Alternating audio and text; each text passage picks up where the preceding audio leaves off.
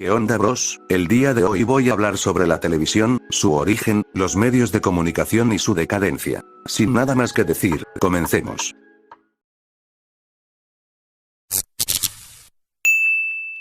El ingeniero John Lloyd Baird inventó la televisión en 1926.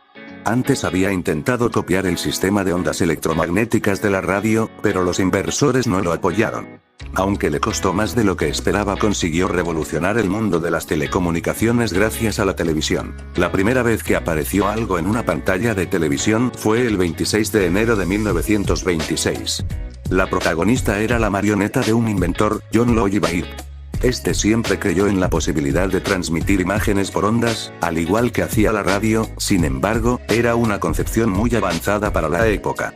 Por eso, los inversores no concedieron financiación para su desarrollo. Pero Baird creía en su idea, por lo que usó todos sus recursos económicos y reutilizó elementos inservibles para crear el primer boceto de televisión. Recurrió a otro invento para desarrollar su idea: el disco de Nipkow, mediante el cual pudo en 1924 transmitir una imagen a 3 metros de distancia. 2 años después de la primera experiencia, en concreto el 26 de enero de 1926, Baird demostró en Londres que su sistema funcionaba.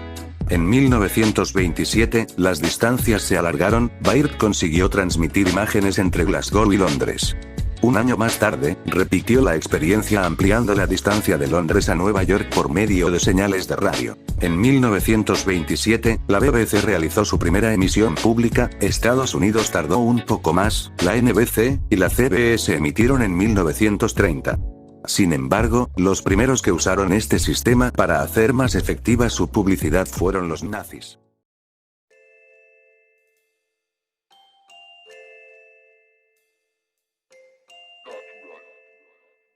Sé que casi siempre toco este punto. Es innegable que mirar la televisión fue la actividad, si se le puede llamar así, más cotidiana durante mucho tiempo. ¿Y esto a qué se debió?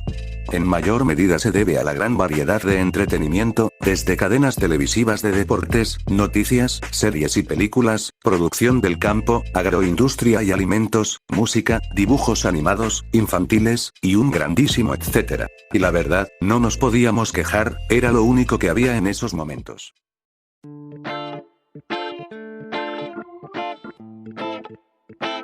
Esto más que un punto es un dato. Miren esta gráfica elaborada por Statista. Es increíble cómo el internet se comió a la televisión en una década. Lo único que mantiene a la televisión en pie son los deportes, pero cuando se muden a internet, probablemente sea el final de la televisión.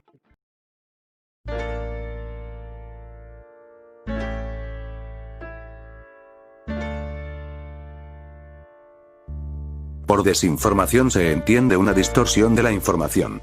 Dar noticias falseadas que inducen al engaño al que las escucha. Con frecuencia refleja una deformación profesional, lo cual la hace menos culpable, pero también más peligrosa. Efectivamente, cada información presenta algún tipo de manipulación, ya que estamos viendo una realidad mediada por uno o varios periodistas.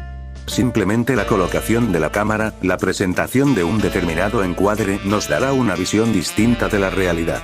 Sin embargo, a veces nos vamos a encontrar con estrategias específicas que a veces intentan cambiar nuestras formas de pensar sobre algún tema, y en otras, en el mejor de los casos, tan solo desean mejorar el nivel de audiencia del programa, ocultar datos, silenciar actividades de grupos o personas, no informar sobre hechos, declaraciones de personajes públicos, investigaciones de organismos, etc.